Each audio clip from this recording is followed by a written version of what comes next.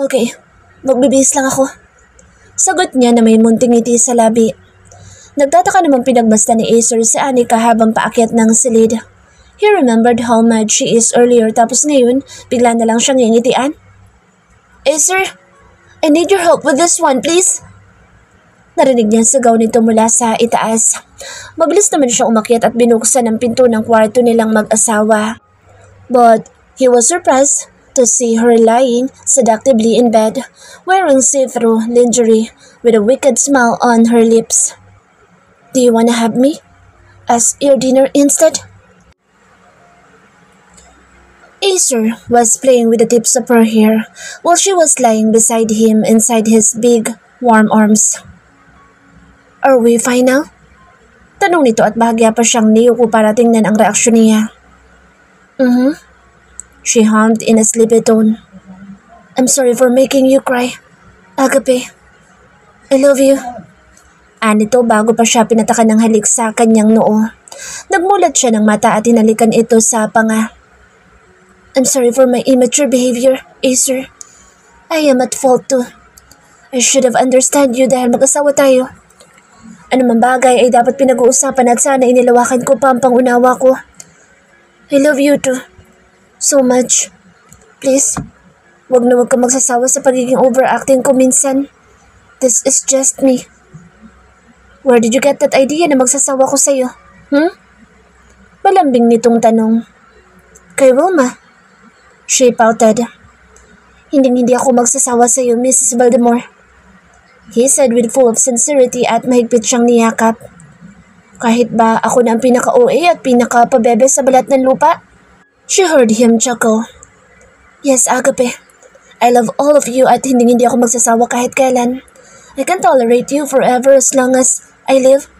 Mas isinigsik pa niya ang sarili sa katawan ni Acer, feeling his warmth.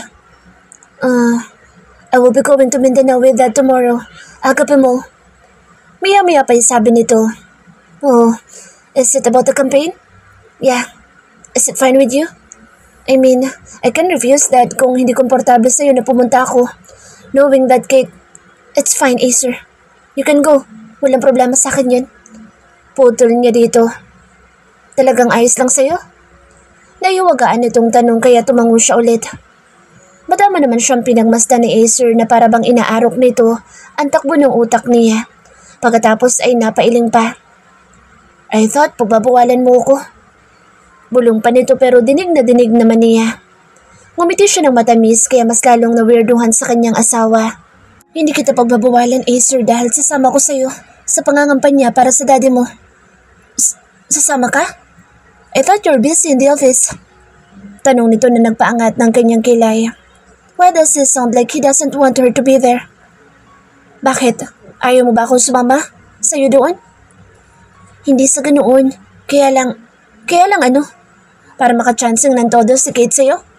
Kung ayaw mo kong pasamahin, edi wag ka nalang pumunta. Pinal niyang saad. Kita niyang pinipigil ang ngiti sa labi ni Acer na mas lalo niyang ikinainis. Something funny? Nothing, Agape mo. I'm just happy that we can be together at hindi na ako masyadong mangungulila sa'yo. Anito na lihim niyang ikinangiti. Then my decision is final. I will go with you para na rin may mag-aasikaso sa'yo doon. Malamlam ang asul nitong mga mata habang nakatitig sa kanya. I'm so lucky to have you, Agape mo. Hindi ko alam ang gagawin ko kung sakaling mawawala ka sa akin. Ano ka ba? Why are you talking like that? Natatawan niyang saway. Hindi naman sumagot ang lalaki bagkus ay pinatakan siya ng masuyong halik sa ulo. Maya-maya pa'y napatingin siya sa nakangiting mukha ng yumaong mommy ni Acer. You must have treasured your mom so much. What made you say that? You still have pictures of her everywhere in the house. She was so lucky to have you. Nakangiti niyang saad. Hindi nagsalita si Acer kaya nag-angat siya ng tingin at nakitang nakatitig din ito sa larawan ng mommy nito. I'm sorry if I have opened up about it. Anya nang maalala ang bangungot ni Acer sa isla kung saan una niyang nakitang umiyak ang lalaki. It's fine. I already told you that you have all the right when it comes to everything about me. Anito sa bariton ng boses. Napangiti naman siya. Hearing about it makes her happy. She has read a lot of arranged marriage novels where the wife doesn't have the right to her husband. Maybe her case is so different from fiction. Can I ask something? Anything, Agape mo. How? How did your mother die? Just don't answer if you're not comfortable. Pag-aalangan niya. Isang bundong hininga ang pinakawalan nito bago muling nagsalita. She was shot in front of my eyes when I was 6 years old. Natutop niya ang kanyang bibig sa narinig. Ngayon ay nagsisisi siya kung bakit pa siya nagtanong. Kaya pala ganoon na lang ang reaksyon nito noong nasa isla pa sila. It must have been hard for you. I'm sorry for making you remember the past. Malungkot niya sambit. There are nights that I remember everything and it was scary and painful to watch. Your loved ones die at wala ka malang nagawa para iligtas siya dahil mahina ka pa. Salaysay nito. Ramdam niya ang pait sa boses ng asawa niya kaya hinigpitan niya ang yakap dito para iparamdam sa lalaki na hindi ito nag-iisa. But it's fine now. You're here. I have a very beautiful wife kaya masaya na ako. Anika, you are the best thing that ever happened to me. Agad nitong sinakop ang kanyang labi at muli siyang nagpaubaya sa mainit na haplos ng kanyang asawa. Magkahawak kamay silang pumasok sa eroplanong maghahatid sa kanila patungong Mindanao. Pagkarating nila sa loob ay agad na sumalubong si Kate. The woman is wearing very seductive clothes na halos lumuwa na ang kaluluwa nito. Kate was about to approach Acer pero natigilan nito nang makita siya. What are you doing here? Mataray nitong tanong. I came here to accompany my husband and show support to my father-in-law. I guess. Puno ng sarkasmo niyang tugon. Your present isn't needed here, kaya stop treating my wife like that, Kate. Puno ng otoridad na saad ni Acer. And why not? Makakagulo lang ang babaeng yan at walang may tutulong doon. I am one of the campaign manager kaya alam ko ginagawa ko. Stop bringing her with you and make her live right now. Asik naman ito. Do you think I care about that dumb election anymore? I will bring her cause she's my wife and I want her to be with me. Stop acting like you're in control of all the situation, Kate. Dahil wala kang karapatang pagsabihan ako sa kung anong dapat kong gawin. May diing saad ni Acer. She saw how Kate's face changed. Marahil inasaktan nito sa sinabi ng lalaki. Marahan siyang hinila ni Acer para humanap ng maupan. Serves you right. She mouthed as they passed through Kate. Kita niya ang galit sa mga mata nito pero wala siyang pakialam pa doon. Matapos ng ilang oras na biyahe ay lumapag ang eroplano sa kanilang destinasyon. Wala namang sinayang na oras sa Vincent dahil agad nitong sinimulan ang meeting de avance.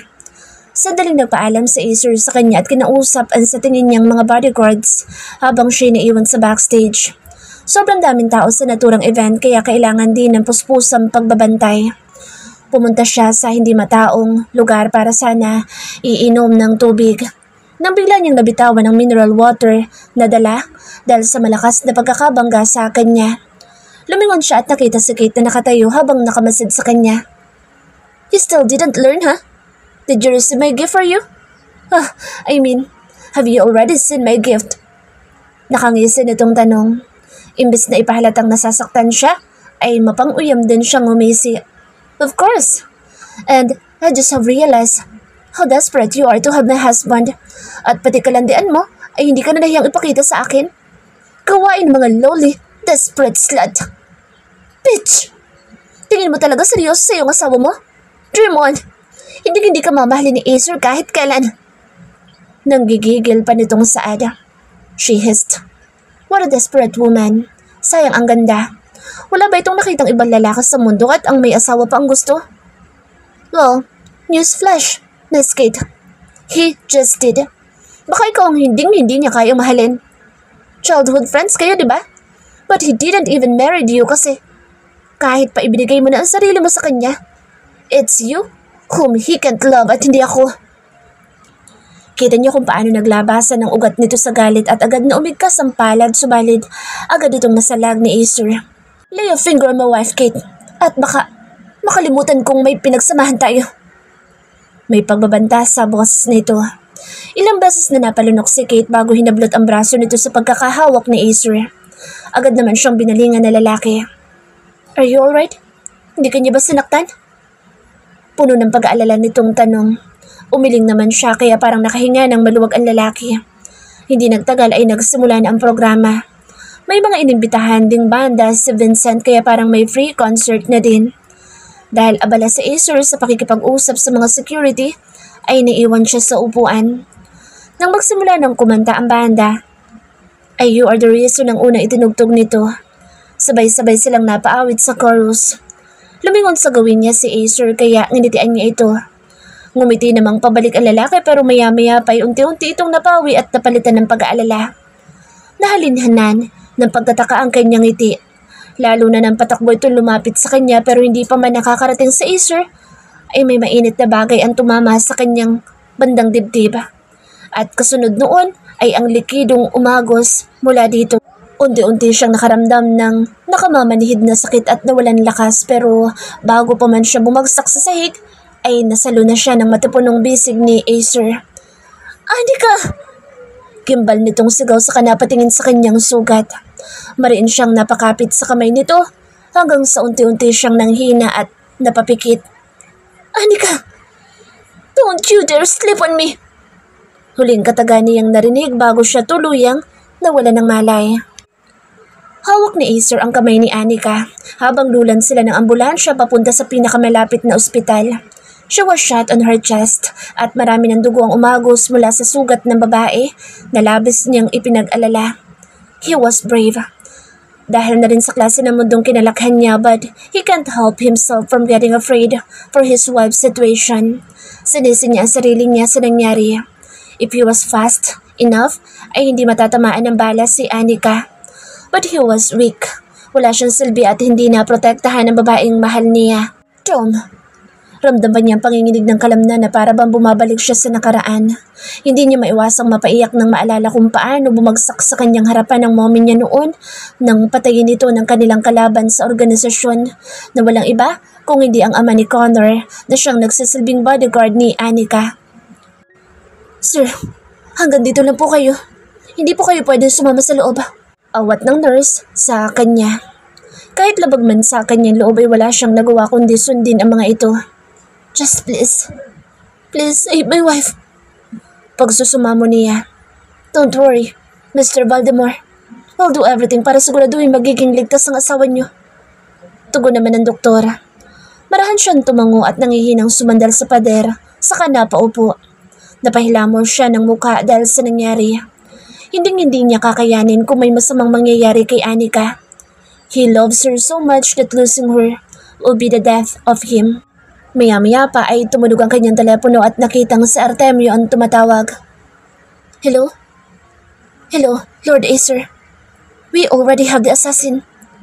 Ani sa kabilang linya. Muli siyang napasulyap sa operating room bago bumaling sa kanyang cellphone. I need to make sure that my wife is okay first before I leave. Guard him for now. Don't let him escape. Kailangan ko pang malaman kung bakit niya binaril ang asawa ko. Malamig niyang wika bago ibinaba ang tawag. Hindi niya alam kung ilang oras ang itinagal na operasyon. Ang tanging batid niya lang ay ang pakiramdam na sobrang bagal ng bawat minutong lumilipas. Hindi nagtagal ay bumukas ang operating room na kinaroroonan ni Anika. Kaya hindi na siya nag-aksaya ng panahon at agad na tumayo para salubungin ang doktor na nag-aasikaso sa asawa niya. Doc, how's my wife? She's safe, right? Ayos na bang kalagayan niya? Sunod-sunod na tanong niya rito. Thankfully, ay nakaligtas na siya sa critical na kondisyon matapos namin makuha ang bala na tumama sa kanyang dibdib. Your wife is lucky dahil hindi tumama sa mismong puso ni ang bala. And for now, ay obserbahan na lang muna namin siya. Tugon nito sa kanya. Nakahinga siya ng maluwag sa narinig. He had never felt this kind of relief all through his life. Ngayon pa lang. Pinagmasdan niya ang maputlang mukha ni Anika habang nakapikit pa rin. The women have undergone blood transfusion dahil sa dami ng dugong nawala dito. Kuyom ang kanyang kamao habang nangangati nang makaharap ang sniper na bumaril dito. He'll make sure that the culprit would see any tomorrow of his life after facing him. Bumukas ang pintuan at inuluwa ang kaibigan niyang si Troy na siyang tinawagin niya para pagbilinan kay Anika. He was the only one he can trust to look after her for now. Hey bud, how is she? Bungad dito sa kanya. She is stable for now, but still under observation. Buntong hininga niyang sagot. Ano, aalis ka na ba? Yeah, I need to interrogate the bastard. Galit niyang bigkas. Go on, man. Ako na munang bahala sa asawa mo. Tugon naman na Troy. Lumapit muna siya kay Anika at marahang hinaplos ang pisngi ng babae, saka pinataka ng marahang halik sa noo. I'll be back. Aga pa mo. Paalam niya at muling hinarap si Troy. Please take care of her, bud. I'll kill you kapag may nangyaring masama sa kanya. Banta niya sa kaibigan na tinawanan lang nito. Agad siyang pumunta sa lugar kung nasaan sila Artemio. Halos paliparinan niya ang sakyan para lang agad na marating ang naturang abandonadong gusali. Nang makarating siya, ay nandoon na ang lalaki. Nakaluhod ito habang may posa sa mga kamay at nakatali ang mga paa. Mabilis siya naglakad at sinugod ito ng suntok. Nawalan ito ng balansa at natumba sa sahig. Hindi pa siya nakontento at inagdayan ng suntok ang bihag hanggang sa nagkasugat-sugat na din ang sarili niyang kamay. Lupaypay na ang estranghero nang tigilan niya ito pero nakuha pa rin ngumisi ng gago. Sino nag-utos sa'yo? Gigil niyang tanong habang kinuwalyuhan ito. You knew the answer to that. Voldemort. Nanghihina nitong sagot. Stop messing up with me and give me the answer, bastard! Sino nag-utos sa'yo? Bulyaw niya rito. Kahit sa kalagayang iyon, ng lalaki ay muli pa rin itong humalakha kaya hinugot na niya ang kanyang baril saka ikinasa bago itinutok sa noo ng lalaki. Sinong nag-utos sa'yo? Your father. Humigpit ang hawak niya sa baril. Vincent never mentioned anything regarding the assassination. Did I move without him knowing? Your father hired me to assassinate your wife. Enough for her to get hospitalized. Voldemort. Nakangisi nitong bunyag. Imbes na barilin ang lalaki ay pinalo niya ito sa noo dahilan para mawalan ito ng ulirat. Muli niya ay sinuksok ang baril saka bumaling kay Artemio na nakatayo malapit sa kanya. Take him to the dungeon, Artemio. Yes, Lord Acer. Nauna siyang lumabas at muling pinaharurot ang sakyan patungo sa hotel na tinutuluyan ni Vincent. Napakaraming media sa labas kaya ingat na ingat siyang huwag mahalata ng mga taong nandoon. Pagkarating niya sa eksaktong silid ay pumasok siya nang hindi kumakatok. Hindi naman pumitlag si Vincent at nanatiling nakaupo sa couch habang may hawak na kupitan ng alak. Parang inaasahan na matanda ang pagsugod niya. Why did you do it? Malamig niyang tanong. Why would I not do it? It's a great suggestion coming from your future wife, Acer. Mahinahon nitong sagot. Sumulak ang galit sa kanyang dibdib at agad na kinuwelyuhan ng matanda, dahilan para mapatayo ito. Akmang pipigilan siya ng mga bantay ng ama pero sinanyasan lamang ito nandun at bumalik na sa pwesto ang mga ito. You're getting too attached with that woman, knowing she was at disposal after I will win this election. Matalim nitong saad saka tinanggal ang kanyang kamay sa kwelyo nito. You won't be touching her. You must have forgotten the plan. Kaya pinapaalala ko lang sa'yo. That woman was a mere pawn for our goal. Acer, kapag tapos ng eleksyon, you will get rid of her, whether you like it or not. Alam mong hindi ka pwede mag-asawa ng babaeng hindi ka bilang sa organisasyon. You should thank me that woman was still alive dahil kung si Kate ang masusunod, ay malamig ng bangkay ang babaeng yan ngayon. This will be the last time that you'll be using Anika. She is my wife, and not a drumbeat for the candidacy anymore.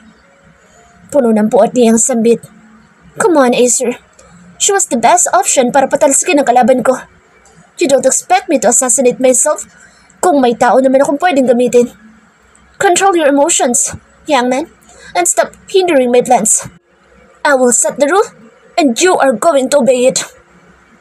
I'm willing to defy any rules and fight anyone when it comes to her. She will continue to be my wife, and none of you will harm her again or else magkakamatayan tayo. Huling katagan niyang binitawan bago tinalikuran ng ama at pabalibag na isinara ang pintuan para puntahan ng isa pang salarin. No one could dictate him anymore. From now on, he won't be following the plan or any orders. Si Anika lang ang bukod tanging babaeng pakakasalan at makakasal sa kanya. Wala nang iba. Walang pahintulot din siyang pumasok sa silid ni Kate. Naabutan niya ang babaeng nakasuot ng 90s at matamis pang umiti nang makita siya pero agad din iyong napawi nang mahigpit niya itong hinawakan sa mga braso at isinalya sa pader. Damn you! Are you going to kill me? Galit nitong bulyaw sa kanya pero hindi niya pa rin binitawan ang babae at mas lalo pang idiniin sa pader. Damn you too! Who said you can touch my wife without my permission? Malutong natawa ang kumawala sa bibig ni Kate. Really? Nagkakaganyan ka dahil ang sabahin ng klaseng babae na yan? Hindi lang basta babae ang ginalaw mo, Kate. She was my wife. Naintindihan mo? Nagigigil niya saad at kulang na lang ay sakalin niya ang babae. She was a fake. I will be your real wife in the future, Acer. At isa pa, my idea of shooting her was a very good one. Ang kalaban ng daddy mo pinagdududahan. So you should be happy. I am the campaign manager kaya alam ko ang ginagawa ko and sacrificing her won't cost so much. Bullshit! You will never be my wife, Kate. I love Annika. So stop your illusions of us marrying dahil hindi na mangyayari iyon. May diin din niyang bigkas sa kamarahas na binitawan ng babae. You love her? Mahinang ulit nito. Yes. So stop using her with your games. Kundi, ako mismo makakalaban mo. Nagtaas baba ang balikat nito dahil sa galit at bumaling sa kanya na puno ng puot ang mga mata. Do you really think I will let that woman have you? No, Acer. As long as I live, ay hindi ako makapapayag na mapa sa kanya ka. I will kill that woman. Hysterical nitong sigaw kaya muli niyang isinalya sa pader ang babae. Touch her again and I will really kill you. You can't be serious, Acer. Too bad. I am. Kaya subukan mong kantiin ni dulo ng daliri niya at kakalimutan ko kung sino ka, pati ang pinagsamahan natin dalawa. At ng ating angkan. Para namang hindi makapaniwala si Kate sa sinabi niya at nanatili itong nakatulala. Agad na niyang nilisan ang silid ng babae para puntahan ang kanyang asawa at tingnan ang kalagayan nito. Labis na uhaw ang nararamdaman ni Annika nang magising siya. Inilibot niya ang kanyang paningin sa paligid at naaninag ang puro puting kisame na kinalalagyan niya. Nang subukan niyang gumalaw ay napangiwi siya dahil sa pagsigid ng kirot sa kanyang dibdib at saka lang niya naalala ang nangyari sa meeting de Avance. She was shot on her chest by a sniper and bled till she passed out. Lumingon siya sa kanyang tagiliran at nakita si Acer na nakayukyuk habang hawak ang kanyang kamay. Acer, mahinang anas niya. Agad na nag-angat ng tingin ng asawa at rumihistro ang tuwa sa mga mata nang makitang gising na siya. You're awake. Agad mo. Bulalas nito at tinalikan ng kanyang kamay. Anong pakiramdam mo? Masakit bang sugat mo? Do you want anything? Natataranta pa nitong tanong. Tapid siyang napangiti. I'm thirsty. Yes, sir. Wait. I'm gonna call the doctor, okay? Pinindot nito ang intercom at ilang sandali lang ay magkasunod na pumasok ang ilang nurses at mga doktor. Pagkatapos ng ilang pagsusuri ay pinayagan na siya ng mga ito na uminom ng tubig at kumain ng soft foods. I'm sorry. Anas ni Acer habang hinihipan nito ang porridge. Sorry for what? Sorry because I was unable to protect you. I can't believe how useless I am. Hagapin mo. Nailing nitong saad. Napabuntong hininga naman siya. She lost count kung pang ilang beses na itong binigkas ni Acer simula nang magising siya. Bakas pa rin ang guilt at lungkot sa mukha nito na kung tutuusin ay hindi naman ito kasalanan ang nangyari. I told you it's alright, okay? Wala namang may gusto sa atin na mangyari iyon at isa pa. I believe that the hitman will be captured soon. Yun ang pangako ng daddy mo kaya panatag na ako, Acer. Tugon niya rito. After she woke up ay dumating si Vincent at kinumusta siya. She saw how worried he is at nangako ito sa kanya na huhulihin ang may pakana ng assassination that made her so thankful to her father-in-law. Acer became silent all of a sudden subalit bakas sa mga mata nito ang galit na sigurado siyang para sa taong nanakit sa kanya. I won't let you get hurt again. Hagapin mo. I won't let anyone hurt you ever again. Masuyo nitong bigkas bago siya sinubuan. Naging panatag ang kalooban niya. She felt safe with his words and presence.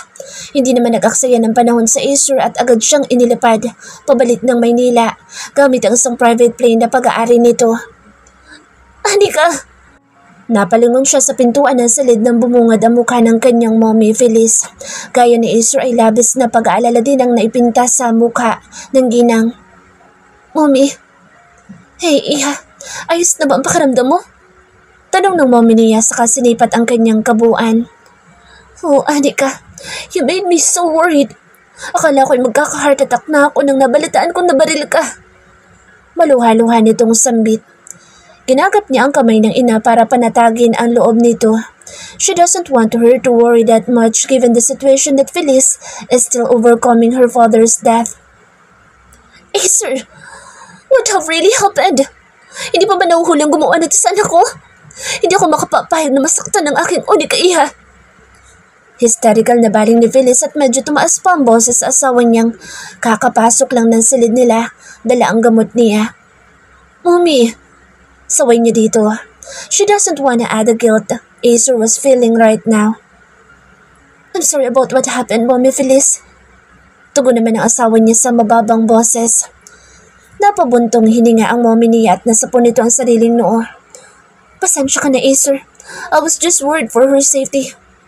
Kamamatay lang ng daddy niya at ayokong pati ang anak ko'y mawala din sa akin. Huwag po kayo mag-alala. Poprotektahan ko si Anika at hindi na po mauulit ang nangyari. Tapid siyang napangiti sa katagang binitawan ng asawa. Mala knight and shining armor pala ang asawa niya. Maya-maya pinagpaalam na ang kanyang ina. Gustuin mang magtagal ng kanyang mommy Feliz ay hindi pwede dahil ito muna ang humalilis sa kanya sa kumpanya habang nagpapagaling pa siya. How do you feel now, Agape mo? I'm fine now, Acer. Sobrang galing kasi ng nurse na nag-aalaga sa akin. Biro niya dito. Of course, that's why you're so lucky in having me. Saan ka ba makakahanap ng asawang pogi na matipuno at maalaga? Nakangisim pagmamayabang ni Acer. Napailing naman siya, pero sa bagay hindi naman ito nagsisinungaling. Napansin niya bigla ang paglamlam ng mga mata ni Acer at pinatakan ng halik ang kanyang kamay. What's with that look? You should recover fast, Agape mo. Bakit? Pagod ka na bang alagaan ako? Kaya kailangan gumaling na ako agad? Nakataas ang kilay niyang tanong. Umiling sa Acer at sumilay ang isang pilyong ngiti sa labi. I miss making love with you, Agape mo. I want to ravish you so bad. Kahit na alam kong bawal pa iyon. Pinalakahan niya ito ng mata, saka mahinang hinampas sa braso. Damn you, ang manyakas mo naman. Tatawa-tawa naman ito sa sinabi niya kaya pinukol niya ang lalaki na isang matalim na titig. Kaya tumigil ito kahit na pigil-pigil ang ngiti nito sa labi. Sorry, I can't help it. You were so sexy on my shirt and I can't avoid having a boner. Isa, Acer. Saway niya dito. Ever since she came back home ay puro damit ni Acer ang pinapasuot nito sa kanya at nagmimistulan na siyang hanger dahil maliit lang naman siya kumpara sa asawa niya. Okay, hindi na. Anito at itinaas pa ang mga kamay. Ewan ko sa'yo, ang bastos ng bibig mo ngayon. Nakasimangot niyang turan. Lumapit naman sa kanya sa Acer at pinatakan siya ng masuyong halik sa noo. I'm sorry, okay? Nag-angat siya ng tingin at sinalubong ang mga mata ni Acer. Lust was written on his eyes kaya hindi niya maiwasang lalong mapasimangot. Nabaril na nga siya, lahat-lahat ay kahiligan pa rin ang iniisip ng asawa niya sa kanya. Rest, Agape mo. I'll be here to watch over you. Hindi ka ba sasali sa pangangampanya? Takang tanong niya. Ilang araw na lang kasi ang palugit sa mga kandidato bago ang eleksyon, kaya puspusan na campaign ng bawat kampo para makahakot ng boto. No, pero importante iyon, Acer, at saka baka kailangan ka ng daddy mo doon. Nagpakawala na isang malalim na buntong hininga sa Acer bago humarap sa kanya at ginagap ang kanyang mga kamay. Nothing is more important to me than you and your safety, Agape mo. That's why I will stay here and watch over you hanggang sa gumaling ka. And no one or nothing could stop me from doing it. So if you're gonna push me to attend that damn campaign, ay hindi ako susunod. Dito lang ako sa tabi mo. Dahan-dahan siyang napangiti dahil sa kilig pero hindi niya ipinahalata at tumikim ng ilang beses. Sige, kung yun ang gusto mo, di hindi kita pipilitin. Sa mga susunod na araw ay naisipan niyang kitain si Wilma sa paborito niyang cafe. She missed going outside kaya naman sinubukan niyang magpaalam sa asawa.